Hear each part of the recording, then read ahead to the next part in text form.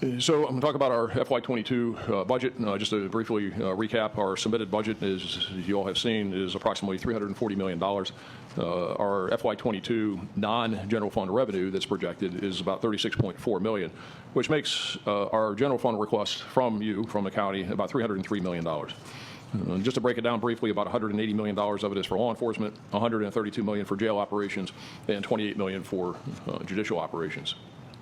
The current year budget, the 21 budget, is $330 million, making our FY22 increase minus non-recurring expenses about $8.2 million. We received our budget target from OMB, and the submission is in line with the request of the target. So we submitted a budget that meets the target. So what I'm going to address are items that we submitted on the request for funding list that are outside of the budget that we submitted. The first item, which is an item we deal with every year and have dealt with every year, and you'll see as I make my remarks on this, I think that the county administrator and I have a way that it will be something that we don't have to address outside the budget every year.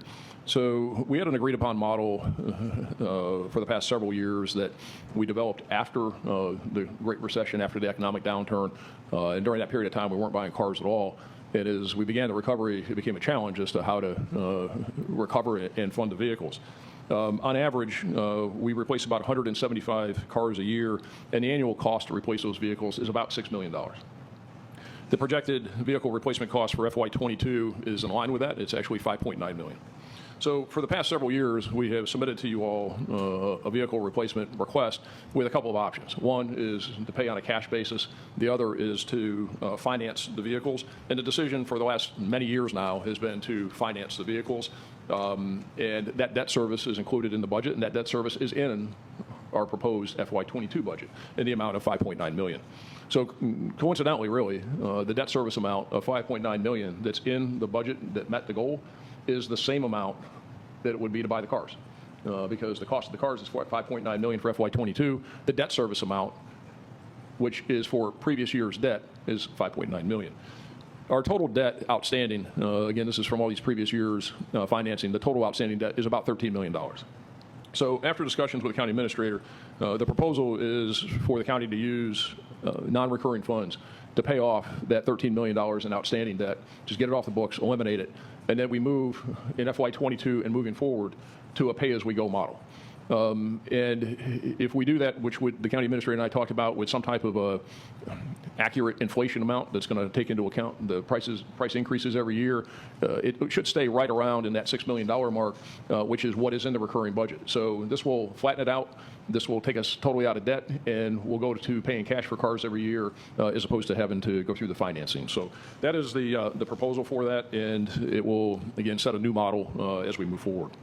Sheriff, just real quickly, and Barry, when we come back in March, in July, for the overall budget in terms of how we're using those reserves, I'm assuming this will be one of those uses of those reserves, and so we'll have to take into account all of this when we make that final budget decision. Well, that's correct. So what he's going to present to you today, these are things we've discussed. I'm still looking at them overall in terms of that. But yes, the idea is that rather than continuing to do that, is use one-time money for one-time cost, then his recurring budget has enough to cover that cost. This is an ongoing cost, and needs to be occur every year. So why continue to drag this out? Let's include it into the base budget, and then that becomes a recurring cost.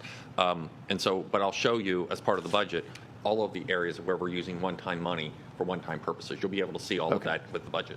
All right, thank you. Go ahead, Sheriff. And prior to the economic downturn, we were primarily paying cash for cars. And I mean, there was a little financing going on, it was primarily, but the financing model really came after the economic downturn because there simply just wasn't money there to do it. So this will take us out of that. So, and Commissioner, if you want, as I go through these different categories with the cars, I'm now going to segue into the requests about helicopter inspections. Do you want me to take any questions as we go through the sections? Yeah, we'll just lift your head up and see if there's anybody that's got a question as we go. As we go, yeah. Yeah, as we go. So if anybody has any questions on the cars, this would be a good time, as I'm going to switch now to helicopters. Anybody? Go ahead. So, as I think you all know, the Pinellas County Sheriff's Office is the only law enforcement aviation provider in the county. We have 3 A-Star helicopters.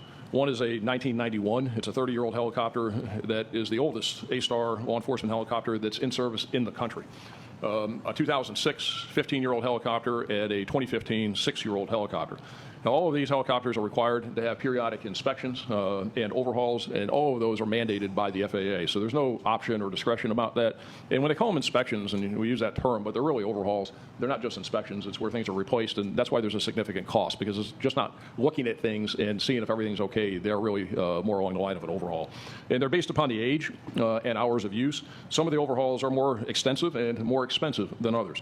And they occur every 150 hours of use, every 600 hours of use, every 750 hours of use. And then there's big ones at the 12-year mark, which is an A-frame overhaul and inspection, and the 15-year for engine overhaul.